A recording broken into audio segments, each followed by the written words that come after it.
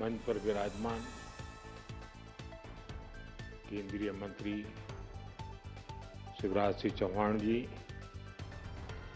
हमारे साथ टेक्नोलॉजी से जुड़े हुए राजीव रंजन सिंह जी, श्रीमान भागीरथ चौधरी जी, विभिन्न राज्यों के मुख्यमंत्री, सांसद, विधायक, अन्य महानुभाव और देश भर से जुड़े मेरे सभी किसान भाई और बहनों,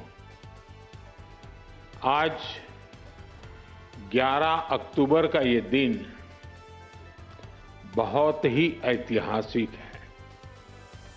आज नया इतिहास रचने वाले मां भारती के दो महान रत्नों की जन्म जयंती है। भारत रत्न श्री जयप्रकाश नारायण जी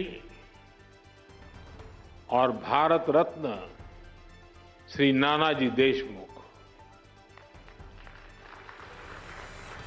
ये दोनों ही महान सपूत ग्रामीण भारत की आवाज थे। लोकतंत्र की क्रांति के अगुवा थे। किसानों और गरीबों के कल्याण के लिए समर्पित थे। आज इस ऐतिहासिक दिन देश की आत्मनिर्भरता के लिए, किसानों के कल्याण के लिए दो महत्वपूर्ण नई योजनाओं की शुरुआत हो रही है। पहली, प्रधानमंत्री धन धान्य कृषि योजना और दूसरी, दलहन आत्मनिर्भरता मिशन। ये दो योजनाएं भारत के करोड़ों किसानों का भाग्य बदलने का काम करेगी। इन योजनाओं पर भारत सरकार करीब 35,000 करोड़ रुपए से ज्यादा खर्च करने वाली है।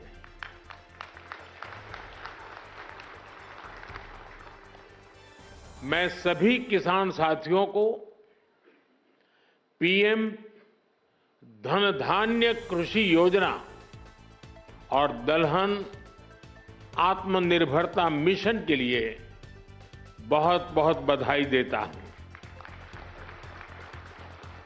साथियों, खेती और किसानी हमेशा से हमारी विकास यात्रा का एक प्रमुख हिस्सा रही है। बहुत जरूरी होता है कि बदलते समय के साथ खेती किसानी को सरकार का सहयोग मिलता रहे, लेकिन दुर्भाग्य से पहले की सरकारों ने खेती किसानी को अपने हाल पर ही छोड़ दिया था। सरकार की तरफ से कृषि को लेकर कोई विजन ही नहीं था, कोई सोच ही नहीं थी। खेती से जुड़े अलग अलग सरकारी विभाग भी अपने अपने तरीके से काम करते थे और इस वजह से भारत की कृषि व्यवस्था लगातार कमजोर होती जा रही थी। 21वीं सदी के भारत को तेज विकास के लिए अपनी कृषि व्यवस्था में भी सुधार करना आवश्यक था और इसकी शुरुआत हुई 2014 के बाद से। हमने खेती को लेकर पुरानी सरकारों के लापरवाह रवैये को बदल दिया। हमने आप सभी किसानों के लिए, उनके हित में बीज से लेकर बाजार तक अनगिनत रिफॉर्म किए, सुधार किए। इसके परिणाम आज हमारे सामने है।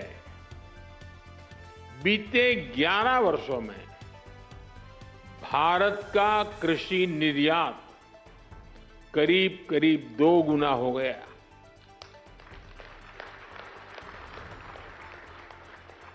अनाज उत्पादन पहले जो होता था करीब करीब 900 लाख मैट्रिक टन और बढ़ गया। फल और सब्जियों का उत्पादन 640 लाख मैट्रिक टन से ज्यादा बढ़ गया। आज दूध उत्पादन में हम दुनिया में नंबर 1 है।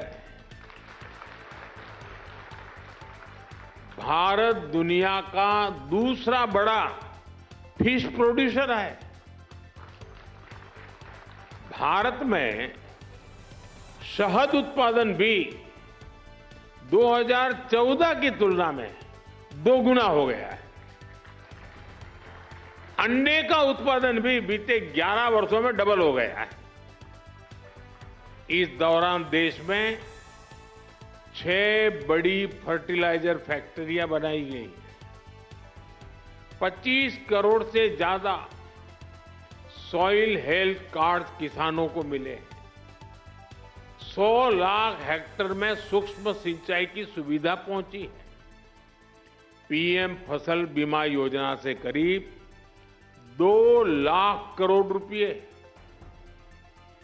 यह आंकड़ा छोटा नहीं है, 2 लाख करोड़ रुपए क्लेम के रूप में किसानों को मिले हैं। बीते 11 साल में 10,000 से ज्यादा किसान उत्पाद संघ एफपीओज बने हैं।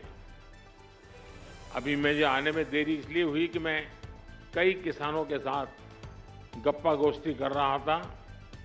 अनेक किसानों से बात हुई, मछुआरों से बातचीत हुई, महिलाएं जो कृषि क्षेत्र में काम कर रही हैं उनके अनुभव सुनने का अवसर मिला मुझे।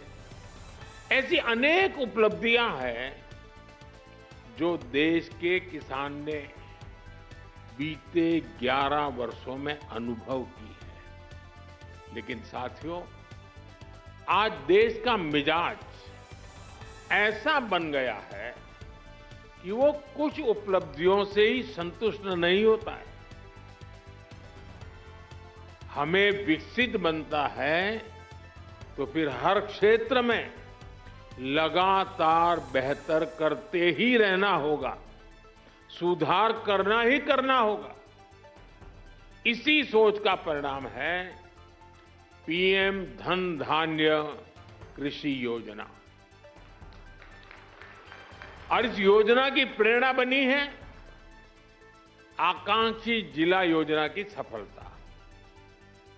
पहले की सरकारें देश के 100 से अधिक जिलों को पिछड़ा घोषित करके भूल गई थी। हमने उन जिलों पर विशेष ध्यान केंद्रित किया, उनको आकांक्षी जिला घोषित किया। इन जिलों में बदलाव का हमारा मंत्र था कन्वर्जेंस, कोलैबोरेशन और कंपटीशन।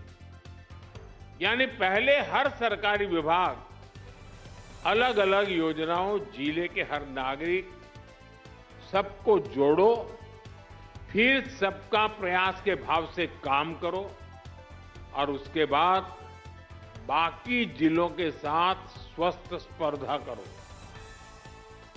इस अप्रोच का फायदा आज दिख रहा है। साथियों, इन 100 से ज्यादा पिछड़े जिलों में, जिसे हम अब एस्पिरेशनल डिस्ट्रिक्ट कहते हैं, अब हम उसको पिछड़े जिले नहीं कहते, 20% बस्तियां ऐसी थी जिन्होंने आजादी के बाद से सड़क ही नहीं देखी थी। आज आकांक्षी जिला योजना की वजह से अब ऐसी ज्यादातर बस्तियों को भी सड़कों से जोड़ा जा चुका है। उस समय जिसे पिछड़े जिले कहते थे, उनमें 17% ऐसे बच्चे थे जो टीकाकरण के दायरे से बाहर थे। आज आकांक्षी जिला योजना की वजह से ऐसे ज्यादातर बच्चों को टीकाकरण का लाभ मिल रहा है। उन पिछड़े जिलों में 15% से ज्यादा ऐसे स्कूल थे जहां बिजली ही नहीं थी। आज आकांक्षी जिला योजना की वजह से ऐसे हर स्कूल को बिजली कनेक्शन दिया जा चुका है।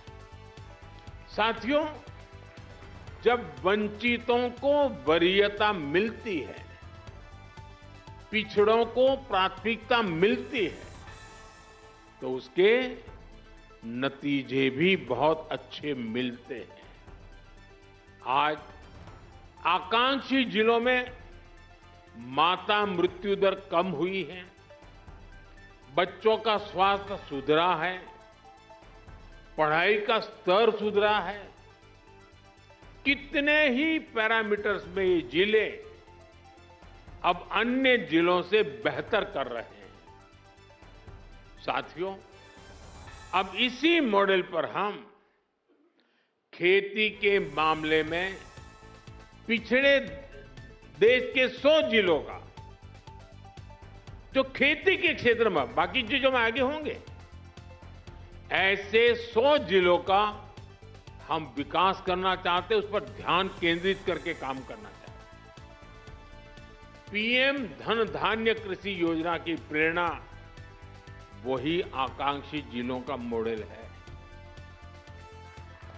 इस योजना के लिए 100 जिलों का चयन बहुत सोच समझकर किया गया है। 3 पैरामीटर्स पर इन जिलों का चुनाव किया गया है।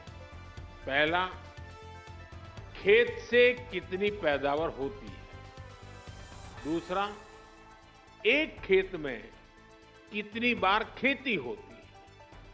और तीसरा, किसानों को लोन या निवेश की कोई सुविधा है, और है तो कितनी मात्रा में है। साथियों, हमने अक्सर 36 के आंकड़े की चर्चा सुनी है। हम बार बार कहते हैं उनके बीच तो 36 का आंकड़ा है, लेकिन हर चीज को हम चुनौती देते हैं, उसको उल्टा करते हैं। इस योजना में हम सरकार की 36 योजनाओं को एक साथ जोड़ रहे हैं।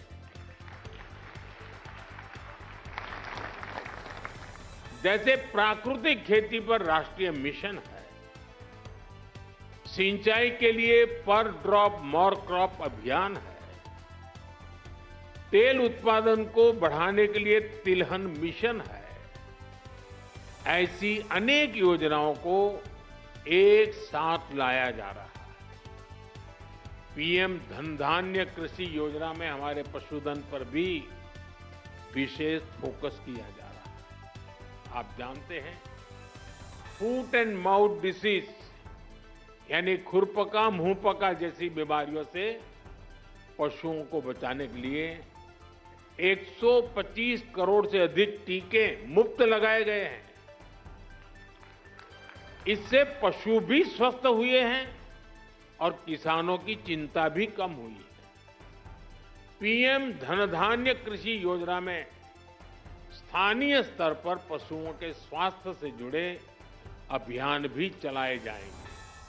साथियों, आकांक्षी जिला कार्यक्रम की तरह उसी प्रकार से पीएम धन धान्य कृषि योजना का बहुत बड़ा दायित्व किसानों के साथ ही स्थानीय सरकारी कर्मचारियों और उस जिले के डीएम या कलेक्टर पर है। पीएम धन धान्य कृषि योजना का डिजाइन ऐसा है कि हर जिले की अपनी जरूरत के हिसाब से इसकी प्लानिंग में बदलाव लाया जा सकता है। इसलिए मैं किसानों और संबंधित जिलों मुख्य बिंदु हिंदी में। किसानों के लिए कई नई योजनाओं और परियोजनाओं का शुभारंभ, जिनका कुल बजट लगभग 35,440 करोड़ रुपए बताया गया। कृषि, पशुपालन और मत्स्य पालन सेक्टर के लिए अतिरिक्त 5,450 करोड़ रुपए की परियोजनाओं की घोषणा, जिससे ग्रामीण अर्थव्यवस्था को प्रोत्साहन मिलेगा।